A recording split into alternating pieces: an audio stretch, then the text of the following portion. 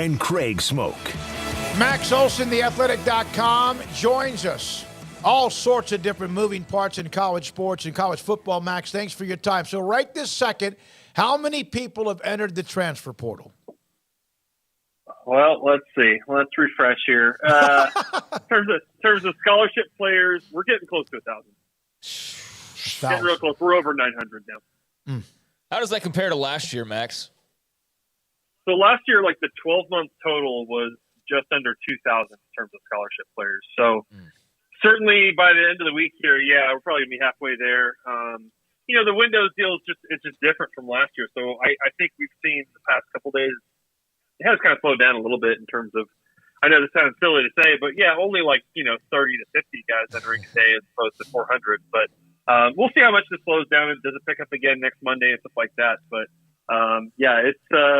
it's wild out here. Max, the one university and, of course, particular player that jumps out to me is Spencer Sanders, but also a ton of his teammates at Oklahoma State. What's going on there?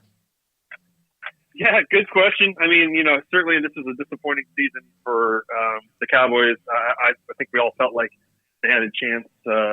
Midway through the season, I think we were all probably still saying they had a chance to reach the Big 12 title game. And, they really faded late in the year. I think the Spencer Sanders move is a little bit different than the rest just because he is a guy that has that super senior season, and we've kind of been hearing rumors for weeks that this might be the case. I'm really curious to see where he goes, and it's kind of like the Adrian Martinez conversation we had a year ago. Just like, all right, is there a place he can go that kind of brings out some different talents of his, and maybe it's less reliant on him or whatever. I'm curious to see what he feels like his next step is. But yeah, certainly some big name guys.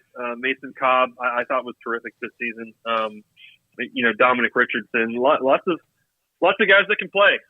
So I think it's going to force Mike Gundy. I know that he, generally believes in the Cowboy culture and next man up and all that kind of stuff. But I think in Oklahoma State's case, they're probably going to have to hit the portal harder than they did last year to plug some gaps. Max, would the quarterbacks and the depth of the quarterbacks from a Hudson Card to a Brennan Armstrong to a Spencer Sanders to a DJU, is that the headline you think coming out of this first phase of the transfer portal? I think so. Yeah, I mean, certainly there's not been like a Caleb Williams or Jordan Addison maybe level of player that's out there right now, but I think the quarterback group, starting with DJ and Devin Leary, yeah, I think that's probably the headliner and the thing that people will tend to pay the most attention to. There's just a lot of starters, especially in the ACC, that are making moves. There's some really good group of five quarterbacks who are out there right now.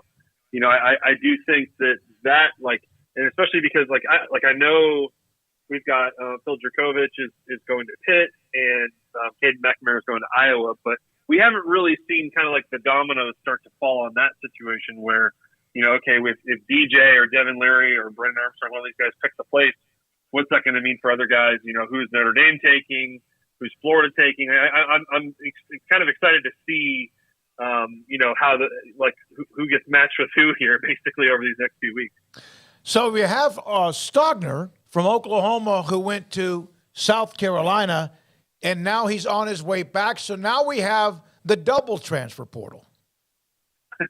Yeah, that's right. There's really only one example I can think of that would be the same as that, and that was that Cincinnati just had that a year ago where their quarterback, Ben Bryant, he was backing up Desmond Ritter and went to Eastern Michigan for a year and was a starter and put up good numbers, and then came back to Cincinnati and got to be the starter this year. So, I don't think that that's necessarily like how Austin Stogner planned it to go. I think he was one of those guys who, he was very quick to go in the portal, and I think was going to do so no matter what, because I think he was just frustrated by his role in Lincoln Riley's offense. And so obviously different situation now with the coaching change that they went through. And he went to a South Carolina offense that, just lost their tight ends coach, Marcus Satterfield. And interesting to see the kid come back.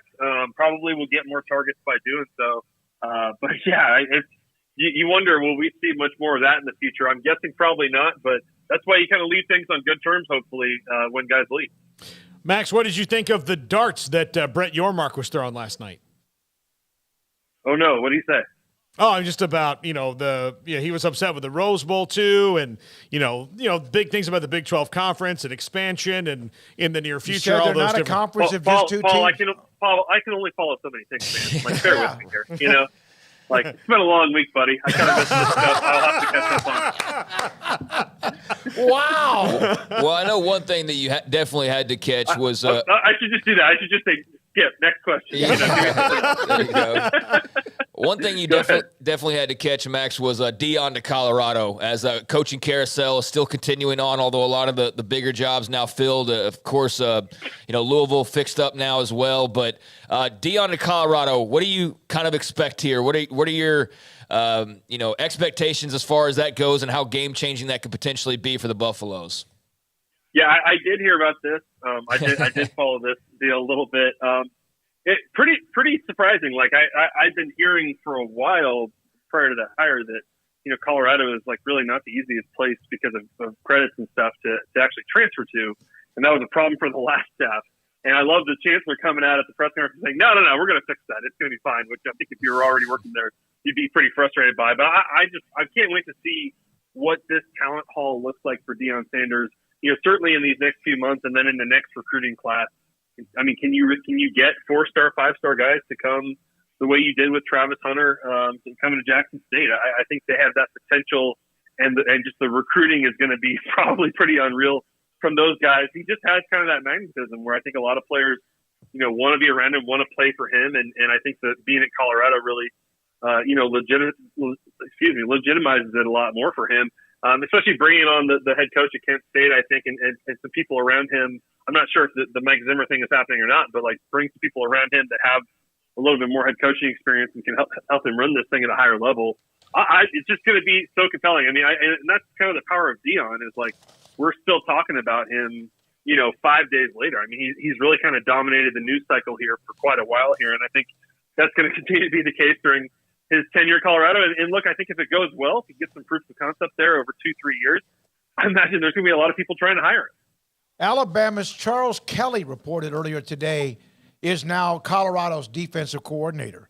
So he's been their associate defensive coordinator. So, Max, real question, and you got to go. Stock market guys or investment people, they're in front of the computer. They've got all these grids and all that stuff that's going on.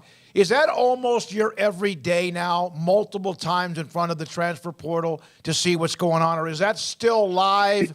Or how difficult is it? Yeah, I mean, it's just, especially like on Monday, it's like basically a data entry job. It's just a spreadsheet of moving names from one spreadsheet to another and trying to keep track of where everyone's going. And I enjoy it, though. I think it's just an exciting time for the sport. I understand that folks can be a little bit uncomfortable with all this change, and it's obviously hard to keep up with how quickly these things happen. But, I thought it was a fun week. I thought Monday was as chaotic as I expected. And, this is just going to be kind of the new normal, guys. You have to all these coaching staffs have to be ready for this stuff, and they've got to probably take more transfers a little bit more each year. Max, thank you, buddy. Appreciate your time. It's a crazy time, as you said. I think Max bit your head.